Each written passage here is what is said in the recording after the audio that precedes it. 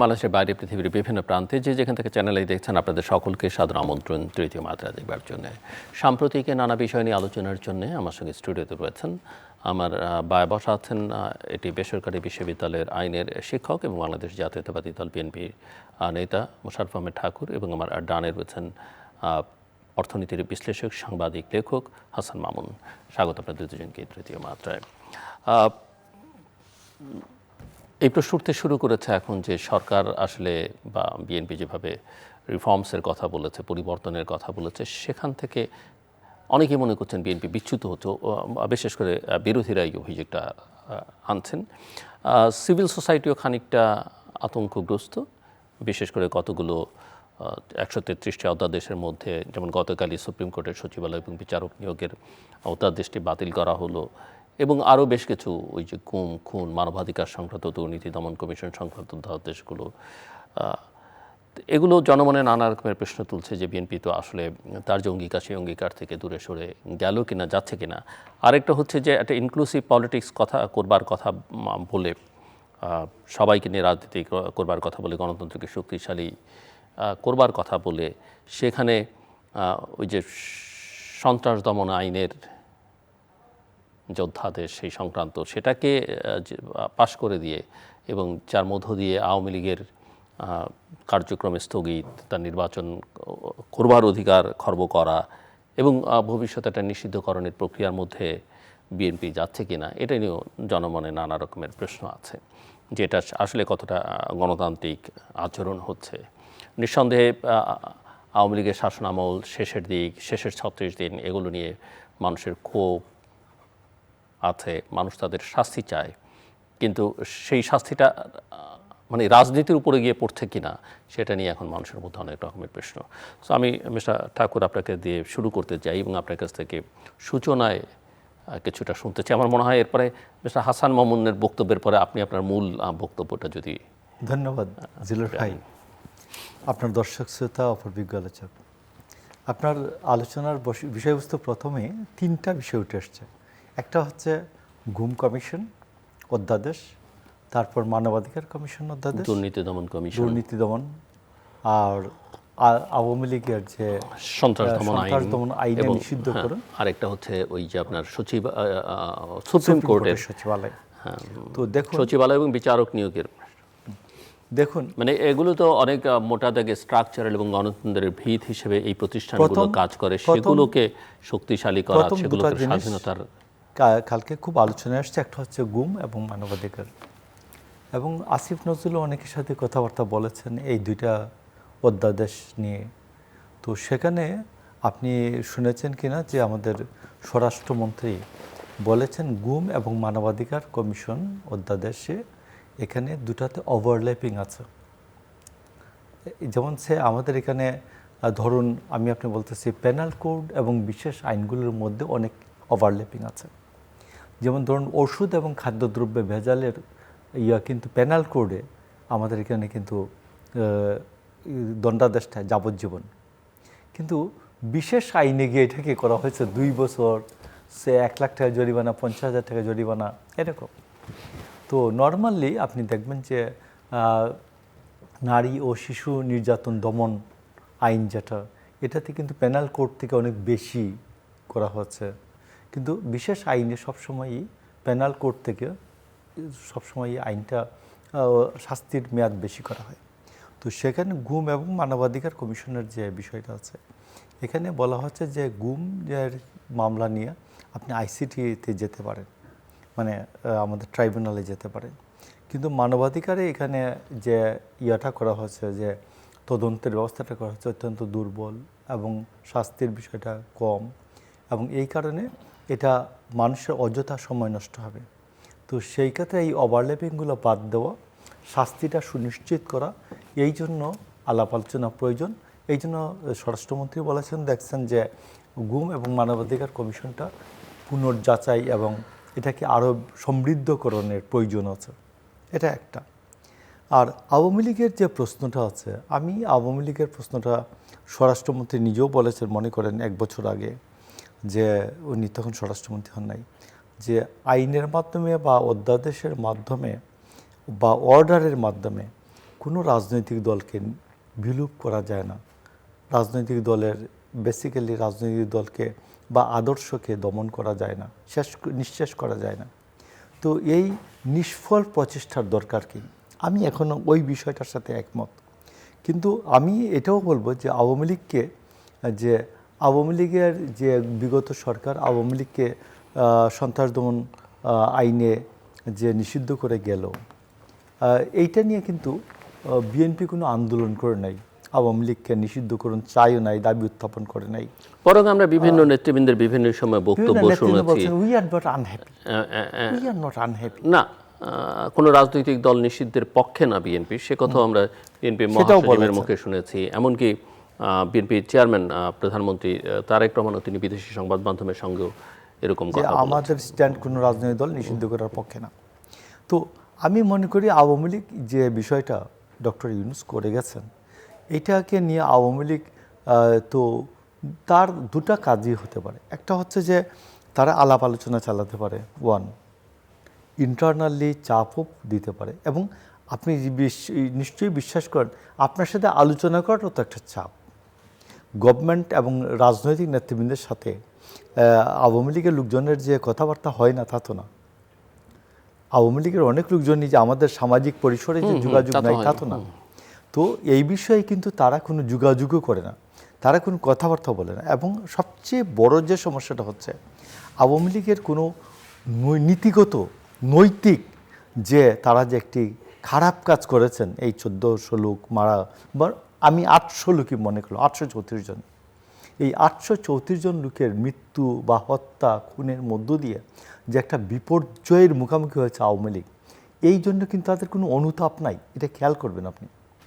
এবং আওয়ামী লীগ যে এটা একটা ভুল হয়েছে সেটা কিন্তু একটা সরকার মনে করলো একটা দল সন্ত্রাসী বা একটা সংগঠন সন্ত্রাসী, সরকার একটা সিদ্ধান্ত বিচারের আগে নিতে পারে কি না, দ্যাটস মাই কোশ্চেন। না, আমি মনে করি কিন্তু আইনটা তো সেরকমই করা হলো। এবং তো এইখানে আমার কথাটা হচ্ছে আওয়ামী লীগ এখনো যে তাদের এখন এই ক্ষেত্রে তো এইরকম ইস্যু উঠবে ভবিষ্যতে। ধরেন কেউ না কেউ তো হয়তো কালকে গিয়ে বলতে পারে যে জামাত তো এই করেছে, জামাত সন্ত্রাসী সংগঠন, নিষিদ্ধ করা হোক। ভবিষ্যতে আওয়ামী লীগ যেমন এই প্রোপাগান্ডা তো অনেকদিন চালিয়েছে যে বিএনপি একটা সন্ত্রাসী সংগঠন, কানাডার আদালতে এটা হয়েছে, ওই আদালতে এটা হয়েছে, এই প্রচারণা দেখেছেন। তো ভবিষ্যতে ক্ষমতা তো চিরস্থায়ী কারোর জন্যই নয়, অবশ্যই না। এটা বিএনপির বিরুদ্ধেও তো একসময় ব্যবহার হতে পারে। বিএনপি কেন সেটা করতে যাবে? আমি মনে করি যে বিএনপি তো যেটা কালকে তাদের কোর্ট থেকে তো বলটা চলে গেছে, এখন বিএনপি তো করে ফেলেছে কালকে। সেটাই আমার প্রশ্ন। আমি আপনাকে বলি যে সেটা কি বার্তা আসলে আমি একজন রাজনৈতিক কর্মী হিসাবে বলবো যে আওয়ামী লীগ যদি এটা আলাপ আলোচনা স্টার্ট করে, আমরা যখন আলোচনা করছি আমরা প্রত্যেকেই আওয়ামী লীগের শাসনামল দ্বারা নিগৃহীত এবং কোনো কারণ নাই তার প্রতি কোনো বিশেষ, কিন্তু বেসিক জায়গা, ইথিক্যাল জায়গা, তো একটা মরাল জায়গা আছে। তো এই জন্য আমি মনে করি আওয়ামী লীগের মরালি আওয়ামী লীগ তার যে একটা এই জায়গাতে যে তার যে স্খলন হয়েছে বা বিচ্যুত হয়েছে, এই জায়গাটা আওয়ামী লীগের নিজেরা অ্যাড্রেস করা উচিত এবং আলোচনায় আসা উচিত। আমি আওয়ামী লীগের জন্য এখন বলছি না, আমি একবারে আপনার স্বার্থেই বলছি যে ভবিষ্যতে যে আপনার বিরুদ্ধে এই অস্ত্র কেউ ব্যবহার করবে, অস্ত্রটা 100 বার ব্যবহার হওয়ার মতো আমরা উপযোগিতা তৈরি করলাম।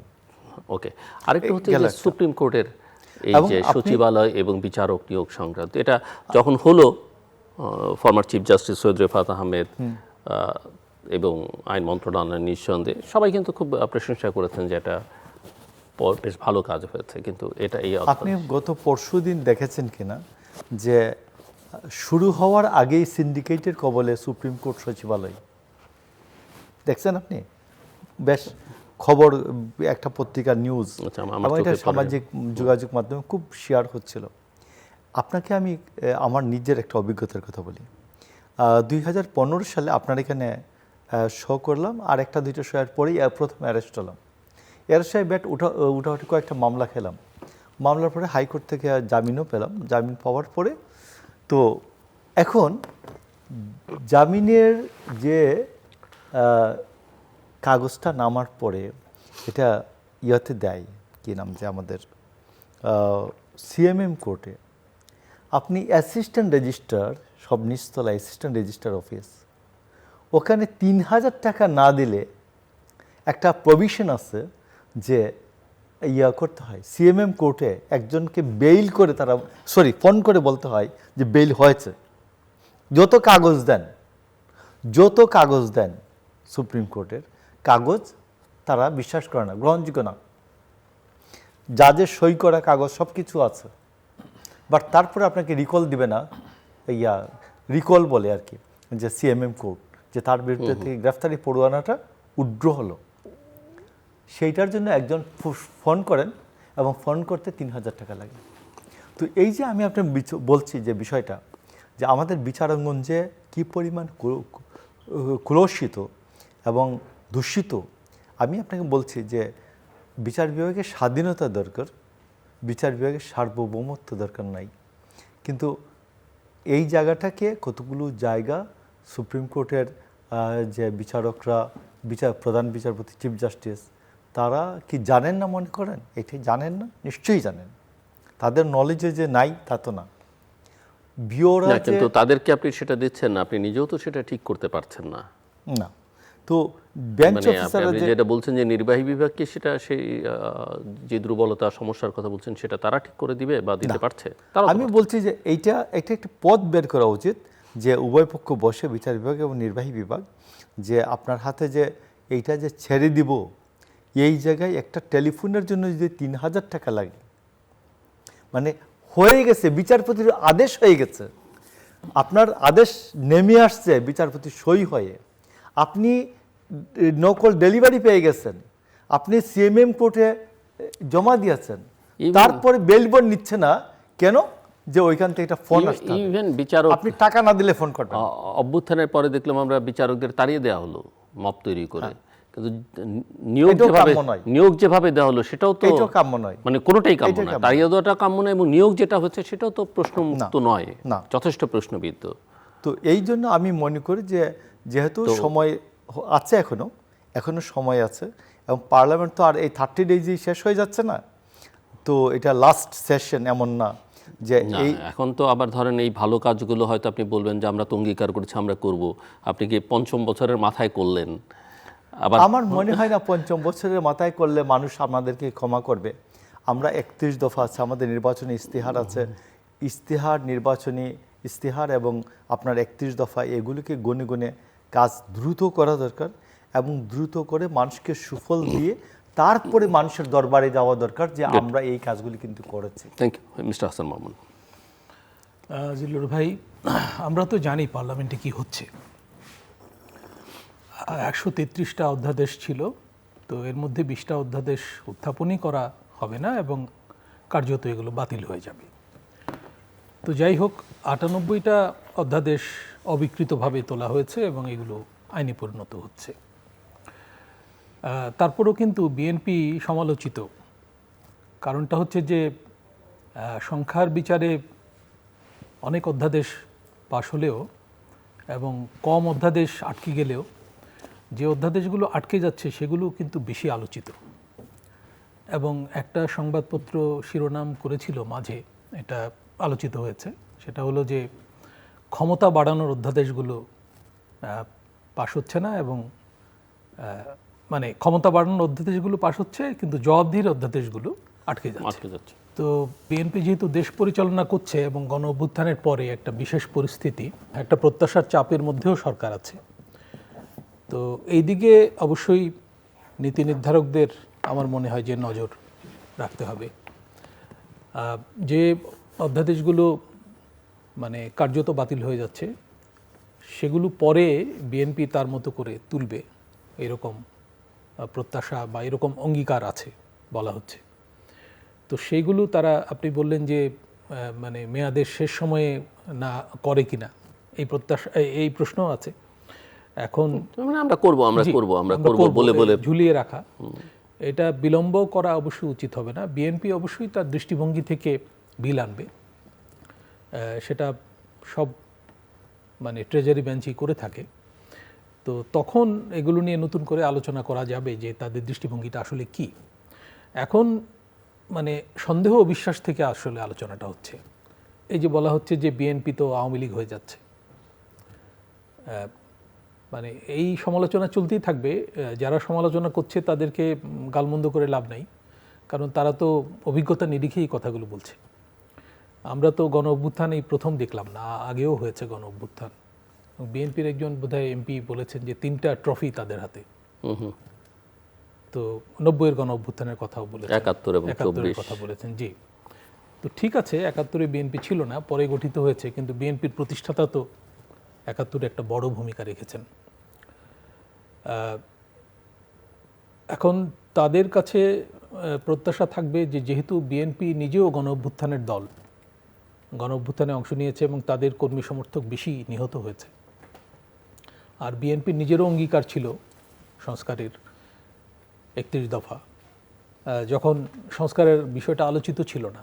এমনকি আজকে যারা সংস্কার ব্যাপারে বেশি উদ্যোগী বা উৎসাহী, জামায়াতে ইসলামী, তারা কিন্তু গণ অভ্যুত্থানের আগ পর্যন্ত সংস্কার নিয়ে কোনো কথা বলেনি। আমি বোধহয় ভুল বলছি না, কোনো কথা তাদের মুখ থেকে শোনা যায়নি। তারা একটা বিষয়ে মানে দাবি করে যে তত্ত্বাবধায়ক সরকারের কনসেপ্টটা তাদের মাথায় এসেছিল, সেটা যদি হয়েও থাকে সেটা একটাই, কিন্তু সংস্কারের কোনো এজেন্ডা তাদের ছিল না, বরং বিএনপির এজেন্ডা ছিল। ফলে বিএনপির আমি মনে করি উচিত হবে না যে সংস্কার বিরোধী দলের যে তকমা সেটা গায়ে নিজে থেকে উদ্যোগী হয়ে লাগানো। তো এটা থেকে রেহাই পাওয়ার একটাই উপায়, সেটা হচ্ছে যে অধ্যাদেশগুলো বাতিল হয়ে যাচ্ছে সেই সব বিষয়ে বিএনপি কি করতে চায় সেটা দ্রুতই সামনে আনা, এবং অংশীজনদের সঙ্গে নতুন করে যদি আলাপ আলোচনা করতে হয় সেটা দ্রুতই উদ্যোগী হওয়া, পার্লামেন্টে আলাপ করে, এবং বিরোধী যারা আছে তাদের সঙ্গেও এক ধরনের সমন্বয় করে সংস্কারের প্রশ্নে যদি সমঝোতা হয় সেটা দোষের কিছু না জাতির বৃহত্তর স্বার্থে।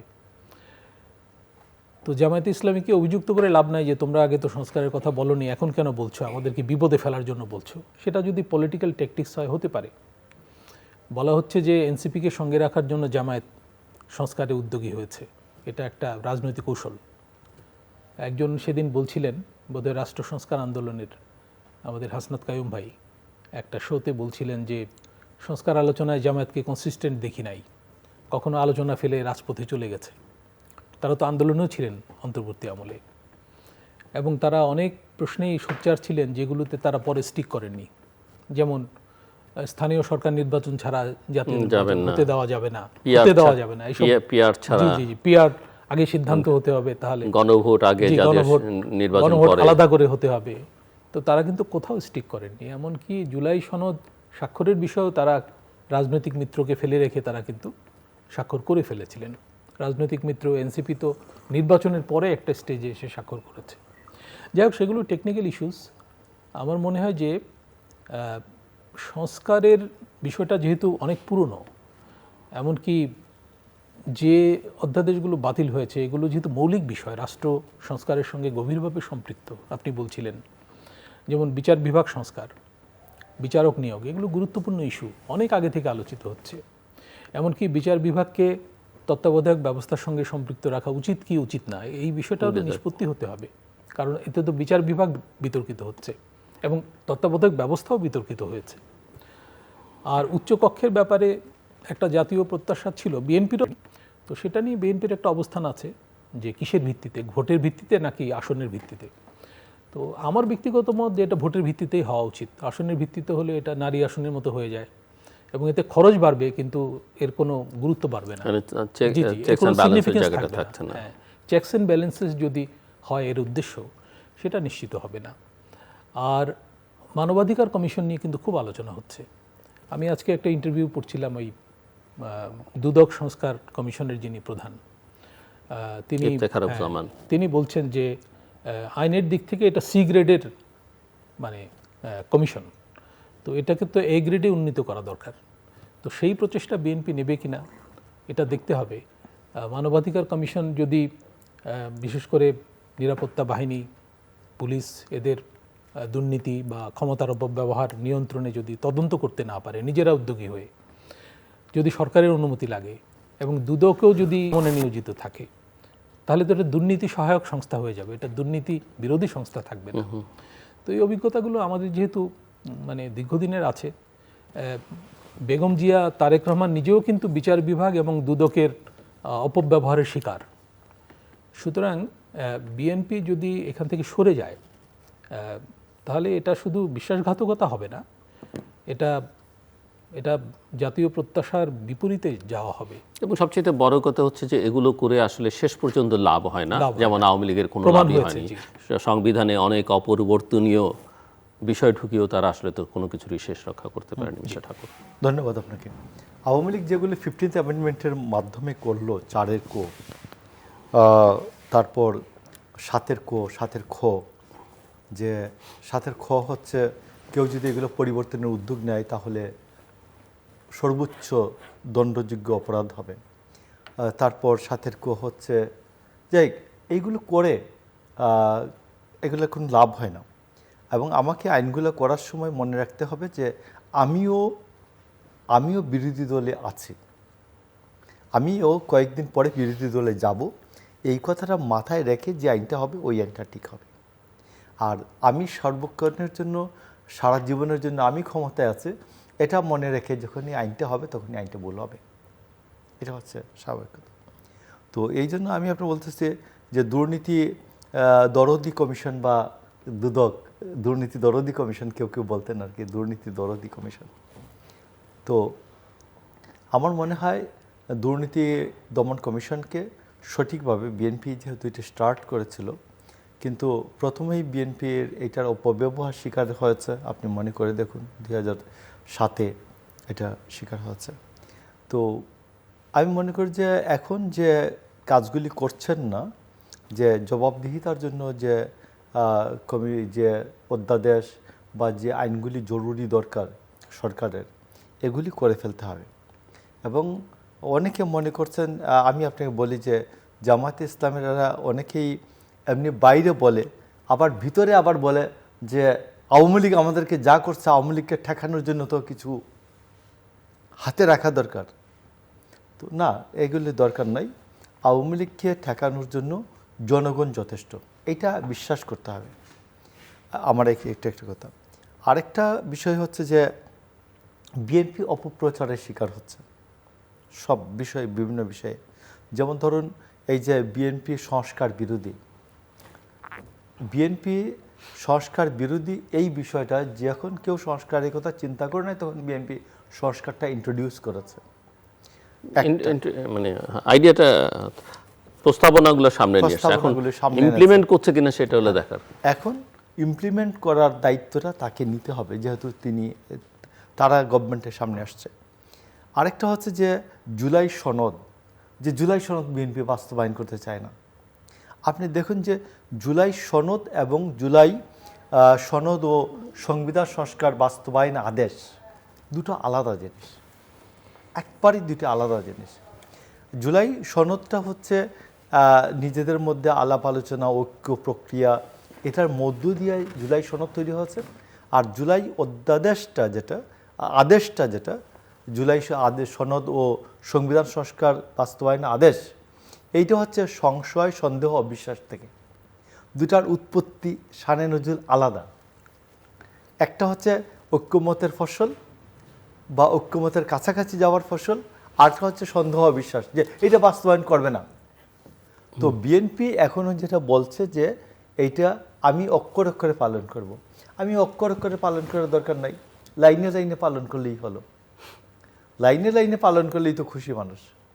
তো এই জন্য আমি আপনি বলছি যে এই জিনিসটা বিএনপিকে বা সরকারকে, আপনি জানেন যে সবসময়ই যে সরকারি দল থেকে সরকারি দল যদি 100 পাওয়ারের লাইট হয়, ওটা 1000 পাওয়ারের লাইট হয়ে যায় সরকার, যার ফলে সরকারের নিচে আর সরকারি দলকে দেখা যায় না।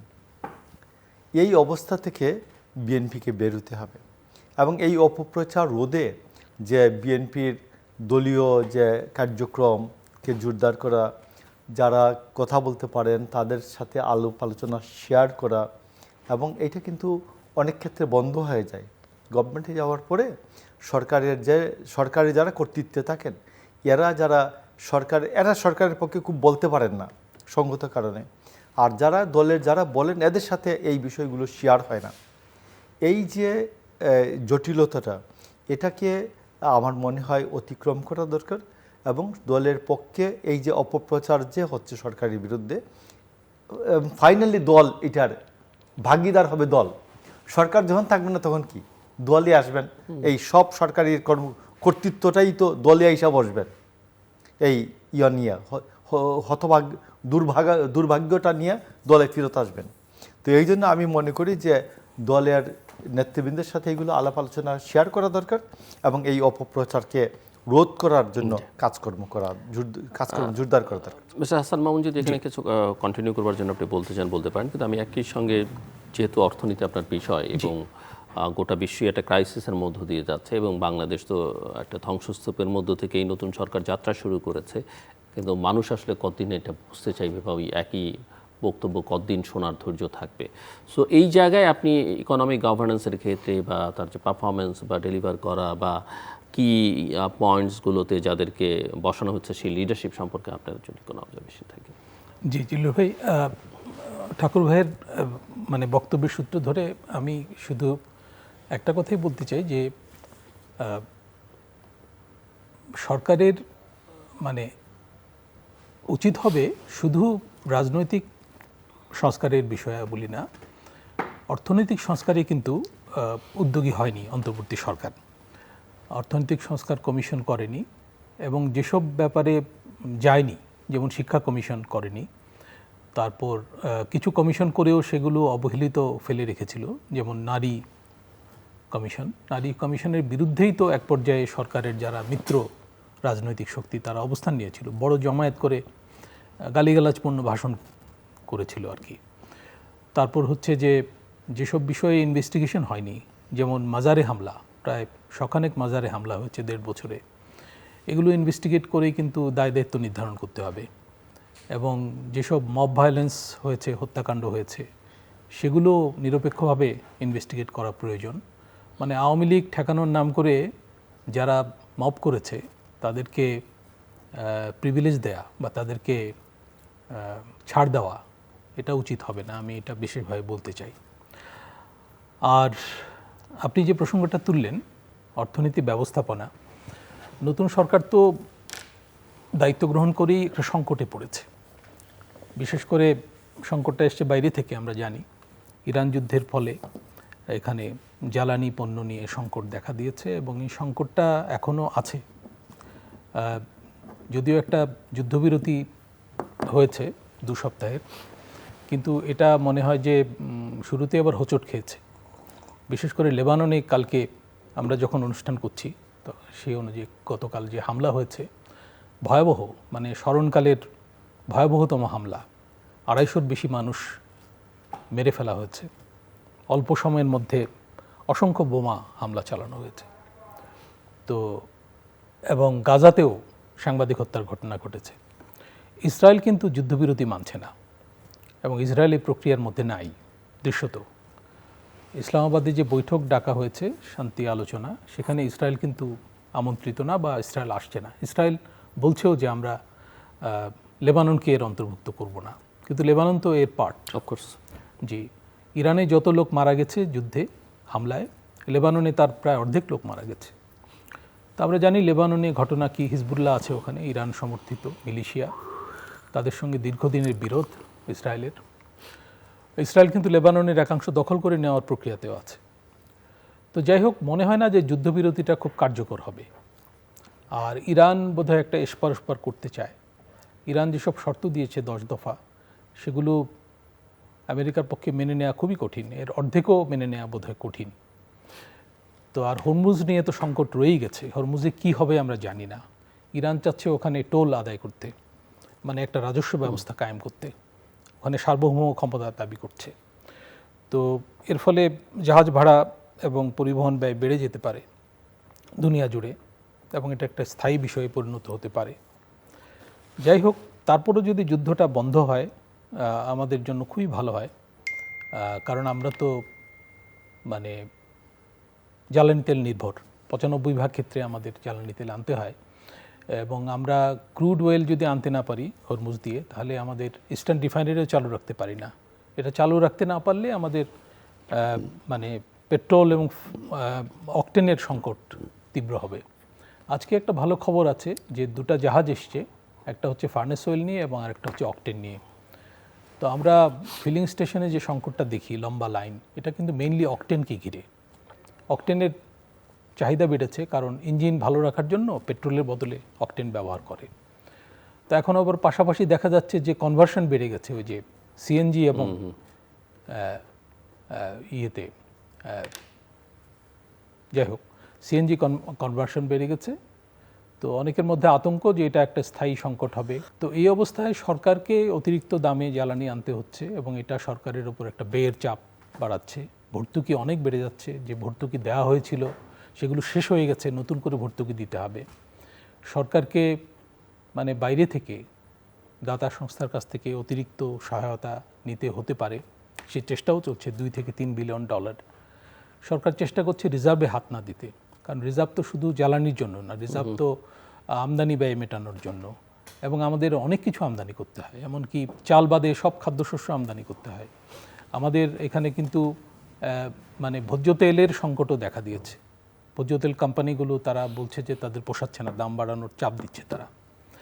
আর আমদানিকৃত অনেক পণ্য সামগ্রীর দাম, মশলার দাম, খাতুনগঞ্জ থেকে খবর আসছে যে দাম বৃদ্ধি হচ্ছে। শুধু দেশে উৎপাদিত পণ্য সামগ্রীর দাম এখনও কম, কিন্তু যদি এই জ্বালানি সংকটে আমাদের পরিবহন ব্যয় বাড়তে থাকে তাহলে দেশে উৎপাদিত পণ্য সামগ্রীর দামও বাড়বে।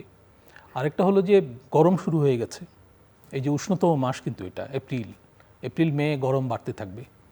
বৃষ্টি বাদল শুরুর আগ পর্যন্ত যদি গরম বাড়ে, বিদ্যুতের চাহিদা বাড়বে, এবং বিদ্যুৎ আমাদের তো আমদানিও করতে হয় ইন্ডিয়া থেকে। তো এইখানে কিন্তু ভারতের সঙ্গে সহযোগিতার বিষয়টাও নতুন করে এসছে। আমরা জানি আমাদের ফরেন মিনিস্টার এবং ফরেন অ্যাডভাইজার এখন ইন্ডিয়াতে অবস্থান করছেন, আরেকটা কনফারেন্সে যাবেন। তো সেখানে কিন্তু জ্বালানি নিরাপত্তার বিষয়টা আলোচিত হয়েছে। ভারত থেকে আমরা ডিজেল বেশি করে আনতে চাচ্ছি, আদানির সঙ্গে এবং অন্যান্য প্ল্যান্টের সঙ্গে আমাদের চুক্তি আছে, সে অনুযায়ী কিছু বিদ্যুৎও আমাদের আসতে হবে, এবং সংকটকালে কিন্তু সামান্য সহায়তা অনেক বড় সহায়তা হয়। তো এখন যুদ্ধটা যদি বন্ধও হয়, তারপরেও বলা হচ্ছে যে 2-3 মাস লাগবে জ্বালানি তেলের বাজার স্থিতিশীল হতে। তো সেই পর্যন্ত আমাদের বর্ধিত দামে আনতে হবে এবং ব্যয়ের একটা চাপ থাকবে। এখন সরকার মুশকিলে পড়েছে যে তার তো রাজস্ব আহরণ পরিস্থিতি ভালো না, এবং অন্তর্বর্তী আমলে রাজস্ব আহরণ পরিস্থিতি আরও খারাপ ছিল, কর জিডিপি অনুপাত আরও নেমেছে। তো এই অবস্থায় শুধু একটাই ভালো দিক ছিল, সেটা হচ্ছে $30 বিলিয়ন, $30 থেকে $35 বিলিয়ন রিজার্ভ আছে। তো সেই রিজার্ভও যথেষ্ট না যদি আমাদের আমদানি বাড়ে। আমদানি বাড়লে কিন্তু রিজার্ভ দ্রুত ফুরিয়ে যাবে। এখন রিজার্ভে হাত না দিয়ে আমরা যদি মানে এই ব্যয় ব্যবস্থাপনা করতে পারি, আর সামনে যে বাজেট আছে সেখানেও কিন্তু প্রজেকশন থাকতে হবে, সরকারের নীতিগত প্রজেকশন থাকতে হবে।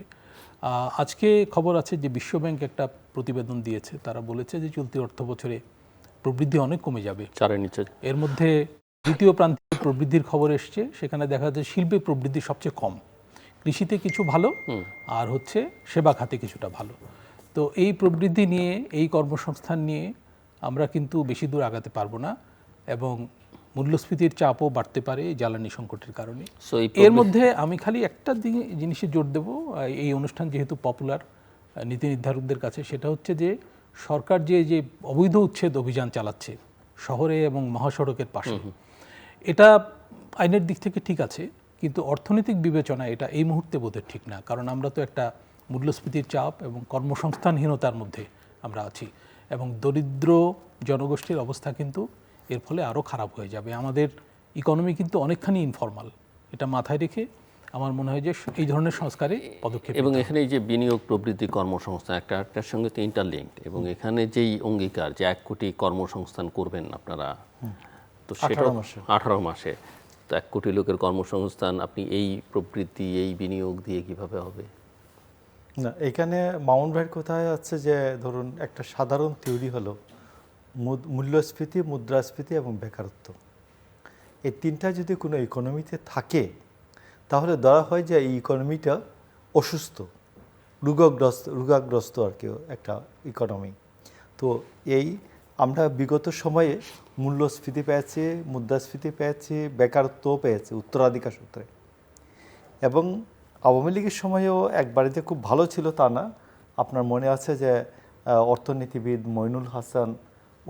মইনুল ইসলাম উনি বারবার এটার উপর জোর দিচ্ছিলেন যে আপনারা খুব অর্থনৈতিক উন্নয়নের কথা বলছেন, বাট এই তিনটাই আছে, এবং এই তিনটা আমাদের এই ইন্টারিম গভর্নমেন্টের সময় আরও বেড়ে যায়। তো এখন যে কাজটা হচ্ছে, আমি এটাকে অবশ্যই বলবো যে এই যে ভাঙচুর, এটা মনে হয় বাদ দিতে হবে। এবং আরেকটা হচ্ছে যে আমার কথা হচ্ছে যে বাংলাদেশের এই সংকট সময়ে দিল্লি না ঢাকা, এটা ঢাকা ঢাকা না বলে ন্যায্যতা সমতা বলা দরকার। ন্যায্যতা সমতার ভিত্তিতে যদি সম্পর্কটা ভালো চলে, তাহলে আমার মনে হয় এটা চালানো উচিত। এবং আপনার মনে আসছে নিশ্চয়ই একজন উপদেষ্টা উনি বলেছিলেন যে ২৬ লক্ষ ভারতীয় এখানে কাজ করে। উনি উপদেষ্টা হওয়ার পরে যখন জিজ্ঞেস করা হলো যে এটা সম্বন্ধে ব্যবস্থা নেন, তখন বললেন যে আমি মনে করি উনি সঠিক বলেছিলেন যে আমি যখন এটা বলেছিলাম আমি কিন্তু তখন ছিলাম না, উপদেষ্টা ছিলাম না। এবং সেটা আমি জানি না আপনি কার কথা বলছেন, তবে একজন উপদেষ্টা বলছেন যে আগে তো সরকারের সমালোচনা করতাম, তবে সরকারে গিয়ে দেখেছি যে সরকার চালনা খুব কঠিন, এত সহজ নয়, এখন আমি সমালোচনা কমিয়ে দেবো। হ্যাঁ, উনি ঠিক আছে, আমরা যদি নামটা নাও বলি। তো এইরকম আমি আপনাকে বলছি যে আমার মনে হয় যে গভর্নমেন্টে যারা আছেন এরা সব কিছু দেখবেন, চতুর্দিক দেখে। কারণ আমার তো এই অপশন নাই যে আমি প্রতিবেশীর কাছ থেকে দূরে যাওয়ার অথবা প্রতিবেশীকে দূরে ঠেলে দেওয়ার, এই ব্যবস্থা তো নাই। আমরা ভৌগোলিক এবং ঐতিহাসিকভাবে আমরা একসাথে থাকতে হবে। এই ক্ষেত্রে আমার মনে হয় নতুন নতুন চিন্তা করা দরকার। এবং আমার মনে করি যে মামুন ভাই যেটা বলেছেন যে সেই ক্ষেত্রে অর্থনৈতিক সংস্কার কমিশনটা হওয়া খুব জরুরি।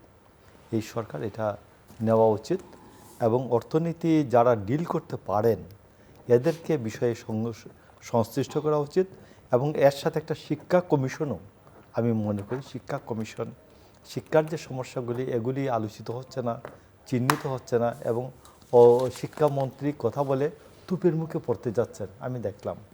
তো বরঞ্চ যে শিক্ষার যে অগ্রগতি, শিক্ষার যে ব্যবস্থায় যে পরিবর্তন দরকার, এগুলি একটা কমিশনের মাধ্যমে চিহ্নিত হওয়া উচিত। কিন্তু কমিশনের কোনো রিপোর্ট, কোনো সুপারিশ তো কোনো আমলই তেমন একটা না, আমি আপনাকে বলছি যে আপনি মনে করে দেখুন যে ৬২ সালে নূর খান শিক্ষা কমিশন, না, আমি নট অনলি শিক্ষা কমিশন বলছি, কোনো কমিশনই, কমিশন করতেও তো একটা খরচ হয়, জনগণের অর্থ ব্যয় হয়, কিন্তু কমিশনের রিপোর্ট আসলে সেই অর্থে কোনো আমরা খুব একটা বাস্তবায়ন কখনই দেখি না কোনো। না, কমিশনের রিপোর্টটা খুব বুকিশ হয়ে যায়, তো বাস্তবের সাথে যোগাযোগ থাকে না। কমিশন করে লাভ কি যদি এই অজুহাতে বাদ দেন?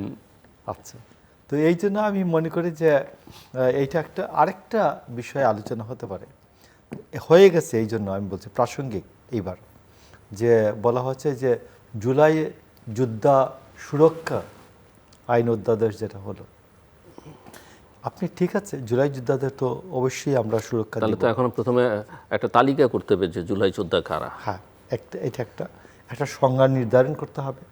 নাম্বার 2, পুলিশ হত্যা যেটা হয়েছে এটা একটা তদন্ত হওয়া উচিত, বিচার তো পরের স্টেজ।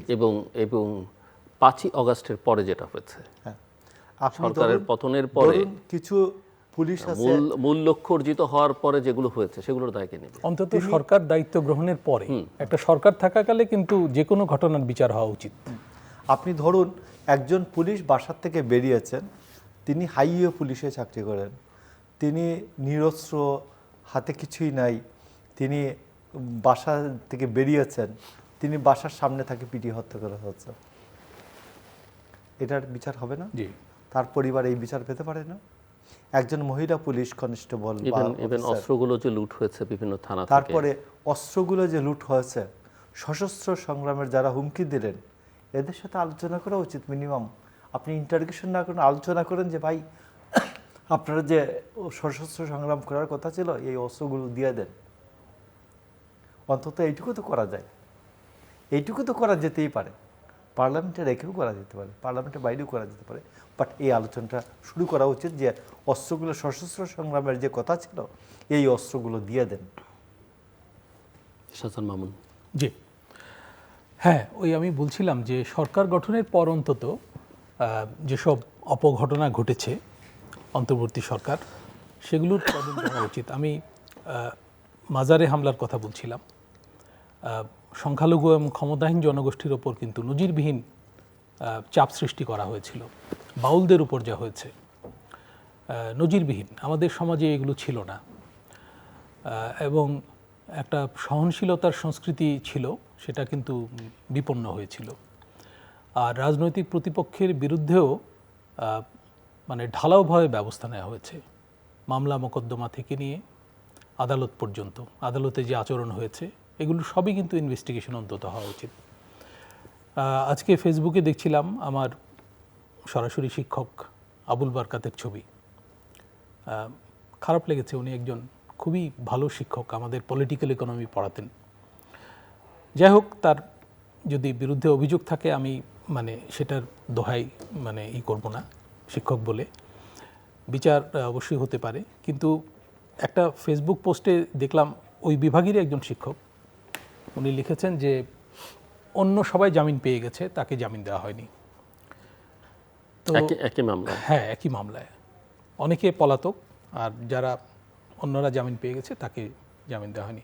জামিন দিয়ে মামলাটা চালানো দরকার, অবশ্যই মামলা চালানো দরকার, অধিকার, জামিন তো পাওয়া অধিকার। এবং একজন শিক্ষক, একজন অবসরপ্রাপ্ত, উনি রিটায়ারও করে ফেলেছেন। তো এরকম ঘটনা আরও আছে। আজকে একটা বড় মামলার রায় হয়েছে, আবু সাইদ হত্যা মামলা। আবু সাইদ আমাদের প্রথম শহীদ জুলাই গণ অভ্যুত্থানের। এবং আমি তো মনে করি এই অভ্যুত্থানের যদি মূল কৃতিত্ব, মূল নায়ক বলতে হয় আবু সাইদকেই বলতে হবে, কারণ আবু সাইদই আসলে সবার ভয়টা কাটিয়ে দিয়েছিলেন, সবাইকে দিয়েছিলেন, মোড়টা করে এবং বিরচিত মৃত্যু তার। তো আবু সাইদ হত্যা মামলার প্রাথমিক রায় হয়েছে, দুজনের মৃত্যুদণ্ড হয়েছে, 3 জনের যাবজ্জীবন। এবং দুর্ভাগ্যজনক হলো যে আমি তো একজন শিক্ষকের কথা বললাম, আমার শিক্ষক, আর বেশ কয়েকজন শিক্ষকের দণ্ড হয়েছে এখানে। তৎকালীন ভিসি, তারও দণ্ড হয়েছে, উনিও মানে এই মামলার আসামি। আমি এখানে স্মরণ করতে চাই যে ওই দিন, একই দিন চট্টগ্রামে ওয়াসিম ছাত্রদল নেতা, উনিও কিন্তু নিহত হয়েছিলেন, এবং সঙ্গে বোধহয় আরও 4-5 জন। তো সেই মামলাটা কিন্তু একটু ঝুলে আছে। পরশুদিন রিপোর্ট দেখলাম বিভিন্ন কাগজে এবং অনলাইন পোর্টালে যে ওই মামলাটা মানে অগ্রগতি নাই তেমন। তো একই সময়ে 2টি হত্যাকাণ্ড, একটার অগ্রগতি হয়েছে আর একটার হয়নি কেন, সেটাও একটা প্রশ্ন। জানি না এগুলো রাজনৈতিক বিবেচনা আছে কিনা। যাই হোক দিলুর ভাই, এখন আমরা মানে 2টা চিত্র দেখছি, একটা হচ্ছে পার্লামেন্টে, আরেকটা হচ্ছে যে ফিলিং স্টেশনে। এই 2টা চিত্র দেখা যাচ্ছে। আন্দোলনের হুমকি আছে, কিন্তু আমার মনে হয় না যে এই পরিস্থিতিতে আন্দোলন জমানো, যত জেনুইন ইস্যু থাক, আন্দোলন জমানো যাবে না। সরকার একটা হানিমুন পিরিয়ড পাওয়ার কথা, 6 মাসের, 180 দিনের। তো হানিমুন পিরিয়ড কিন্তু প্র্যাকটিক্যালি পাচ্ছে না, তাই না? তবে প্রধানমন্ত্রীর ভাবভঙ্গিতে কিন্তু তিনি কিন্তু হানিমুন মুডে নাই আসলে। না, উনি তো কথা বলছেন কম, কাজ করছেন, এবং এটা কিন্তু লোকে খেয়াল করছে। আর আমরা মানে সাংবাদিক হিসেবে জানি যে উনি মন্ত্রীদেরও কথা কম বলতে বলেছেন, কাজ করতে বলেছেন, সময় মতো হাজির হতে বলেছেন, এবং কৃচ্ছ সাধনের মুডে কিন্তু আছেন উনি, নিজে করছেন, অন্যদেরও বলছেন। তো সরকারের তো এটাই কাজ, সরকার নিজে কৃচ্ছ সাধন করবে, করে বেসরকারি খাতকে বলবে যে তোমরাও করো। তো আমরা জ্বালানি সংকট ঘিরে যে সমস্যার মধ্যে আছি, আমাদের চেয়ে বেশি সমস্যায় কিন্তু অন্যান্য দেশ আছে। যেমন পাকিস্তান জ্বালানির দাম বাড়িয়েছে। পাকিস্তান যে ইরান যুদ্ধ অবসানে উদ্যোগী হয়েছে, সেটা কিন্তু তার ইন্টারনাল কারণও আছে, সে নিজে সাফারার। তো এবং এশিয়ার বেশ কিছু দেশ আমাদের চেয়ে বেশি সাফার করছে। আমাদের সমস্যা হচ্ছে যে আমাদের আপৎকালীন মজুদ নাই, যেমন জাপানের আছে, চায়নার আছে, এবং আমাদের আমদানি সক্ষমতা কম। আমাদের রিজার্ভ পরিস্থিতি ভালো হলেও আমাদের কিন্তু মানে রাজস্ব আহরণ পরিস্থিতি খুবই খারাপ। কোম্পানি পর্যায়ে রিটার্ন দাখিলের সময় বোধহয় আরও 1 মাস বাড়ানো হয়েছে, ব্যক্তি পর্যায়ে শেষ হয়ে গেছে। তো এই হচ্ছে পরিস্থিতি আমাদের রাজস্ব আহরণ। তো সামনে যে বাজেট আছে সেটা একটা গুরুদায়িত্ব সরকারের। সরকারকে কর আহরণ বাড়াতে হবে যে কোনো মূল্যে, এবং সেখানে আবার অনাচার করা যাবে না, এবং দরিদ্র জনগোষ্ঠীর উপর প্রেশার বাড়ানো যাবে না। আর যেসব মানে সামাজিক সুরক্ষা কর্মসূচি সরকার নিয়েছে, এগুলো কিন্তু বাড়তি খরচের ব্যাপার। এই যে কৃষক কার্ড, ফ্যামিলি কার্ড, এবং স্বাস্থ্য কার্ডের কথাও আলোচনায় আছে। তো এইগুলো তো খরচের ব্যাপার।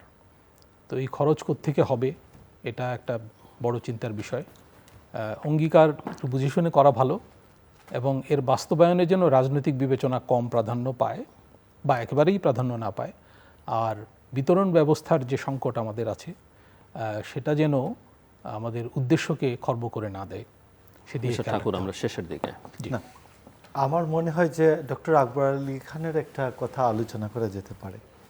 উনি বলতেন যে আমাদের রাজস্ব ব্যবস্থাটা হচ্ছে বুড়ো ব্যাঙের মতো, তার কাছে যে যায় সেদে যায়, ওকে খপ করে খেয়ে ফেলে, ওকে একেবারে ওর পুরো অস্তিত্ব খেয়ে ফেলতে চায়, বুড়ো ব্যাঙের মতো। কিন্তু যে দূরে দিয়ে হাঁটছে ওর কাছে যায় না, ওকে দৌড়ে গিয়ে সে ধরে না, মানে সে হেঁটে শিকার করে না, দৌড়াইয়ে শিকার করে না। তো রাজস্ব ব্যবস্থায় যে রাজস্ব আহরণ ব্যবস্থাটা, এটাকে যদি দমনমূলক বা শাস্তিমূলক ব্যবস্থা মনে করে, এই আইডিয়াটাকে চেঞ্জ করা দরকার। মানুষ মনে করে যে কর দেওয়াটা আমার উপর একটা শাস্তি। আপনি থানা লেভেলে, গ্রাম উপজেলা লেভেলে আমি জানি অন্তত যার সম্পত্তির পরিমাণ 20 কোটি টাকা, এমনকি 100 কোটি টাকা হতে পারে, সে 1 টাকা ট্যাক্স দেয় না, তার নামে টিআইএন নাই। তো এইগুলো বের করবে কে? এইগুলো বের করার দায়িত্ব তো আমাদের রাজস্ব ব্যবস্থার। তো এইটাকে চেঞ্জ করা উচিত এবং মানুষকে মনে করিয়ে দেওয়া উচিত যে তুমি যে 1 টাকা ট্যাক্স দাও, এটা তোমার জন্য দাও, তোমার সন্তানের জন্য দাও, তোমার আত্মীয় যে মেডিকেল কলেজে পড়ে, ইঞ্জিনিয়ারিং পড়ে, স্কুলে পড়ে, ওর জন্য দাও। মানুষের মধ্যে এই চেতনাটা তো নাই। আর না হলে আমাদের ধরুন ঢাকার পার্শ্বে একটা জেলা শহরের নাম বলি, নারায়ণগঞ্জ।